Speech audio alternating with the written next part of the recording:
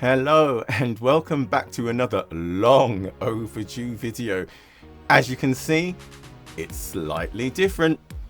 That's right, instead of 4 wheels, we are on 2. I have finally taken the plunge, bit the bullet as it were to say, and put the effort in to get Unreal Engine VR Injector working so I can finally get on track in MotoGP 25. And let me tell you, considering I have been procrastinating on this for over a year from the time MotoGP 24 was out, getting it to work was actually relatively easy. I am so frustrated that it took me this long to just put the effort in and get it to work. The first time I tried, I just couldn't get it to inject, and that was with MotoGP 24.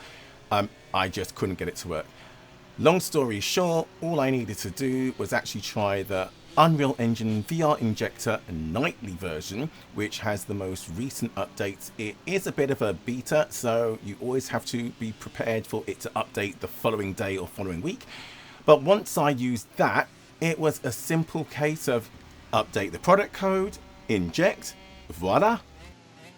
And then a simple case of making sure I recentered my headset using my Valve controller, and then recentered the view, reinitialized the VR environment in the Unreal Injector VR. And we're sitting on a MotoGP bike, and I can't explain to you how gorgeous it actually looks in VR. You will never, ever get to see what it looks like in VR when we put videos together and show you in 2D. But let me tell you, hanging it out felt amazing. It felt thrilling. It reminded me why I would never want to ride a motorbike in real life. I just do not have the courage for it. And it also reminded me why it's taken me so long to try a motorcycle game again. I mean, I tried when the initial GP500 came out and also the initial Superbike titles. But back then it was racing with a keyboard or racing with a joystick. There were no gamepad controllers. And getting the finite, delicate, finessed control to lean the bike over and hold it in a constant degree of lean to get round a turn, I just could never get it. With a joystick, I then struggled applying throttle and brake. I would always high side, low side. And then even with game controllers, we've actually got the analog triggers for the brake and the accelerator. I again had the difficulty with the thumb controller of having that really good control over leaning the bike over. Until I started to try it with a wheel and pedals configuration. Don't ask me. I've seen the people on the forums saying that it's an abomination to race like that. But it just races so well. It's so intuitive.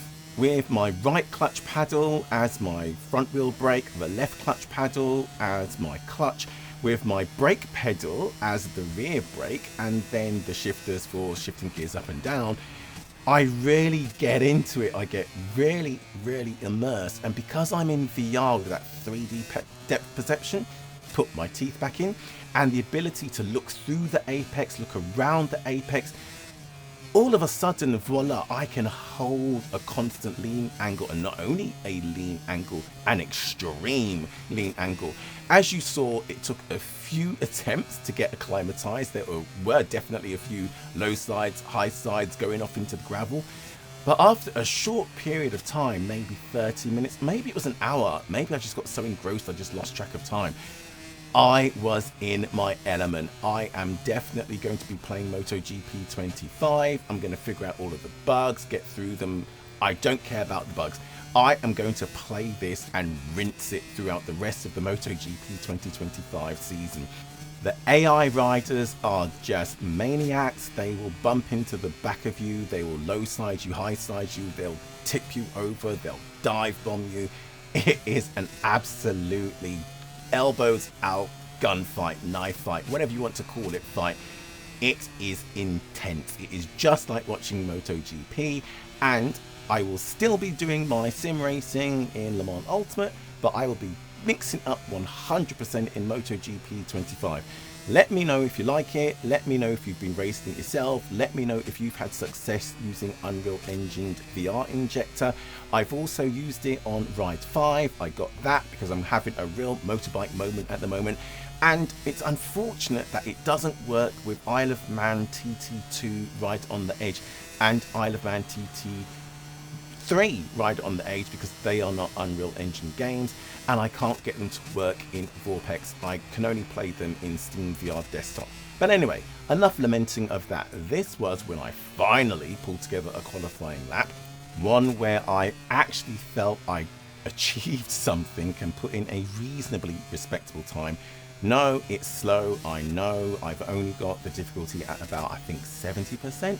At some point I'll get it to, I don't know, 80, 90 maybe, but I'm gonna have to spend a lot more time getting a little bit more confident, getting a little bit more skillful in MotoGP 25. I can't keep saying it enough. MotoGP 25 in VR, but I'm definitely going to do it. So I'm gonna shut up, let you watch the rest of the qualifying lap, and then most definitely mute myself so you can watch the race. After that, let me know in the comments, are you racing MotoGP 25? Are you racing maybe Ride 5? Are you racing GP bike? Do you think racing a motorcycle game with wheel and pedal is heresy? Do you think I should be flogged outside the front doors of Buckingham Palace? Whatever, let me know in the comments, and then let me know what you think about MotoGP as content for the channel. As I said, I'm definitely going to put a race up for every round of the 2025 season from here on in. I'm going to do it anyway. I love it, but I would love to get your comments, your feedback. Thumbs up, thumbs down, apathetic, more Le Mans Ultimate, you let me know. Anyway, I said I was going to shut up, didn't I? Get in the comments, do me a favor, like, subscribe, most definitely share, but yeah, comment away, and I will see you at the end of the video and then in the next one. Thank you. That concludes the first official MotoGP qualifying practice. You can see the 2 riders who took the last 2 places available for Q2 on your screen. The sky is cloudy, but the weather will hold up throughout the race. The circuit should remain dry. The temperature will help consumption levels, with many riders discarding soft tyres and opting for medium tyres on both the front and rear instead.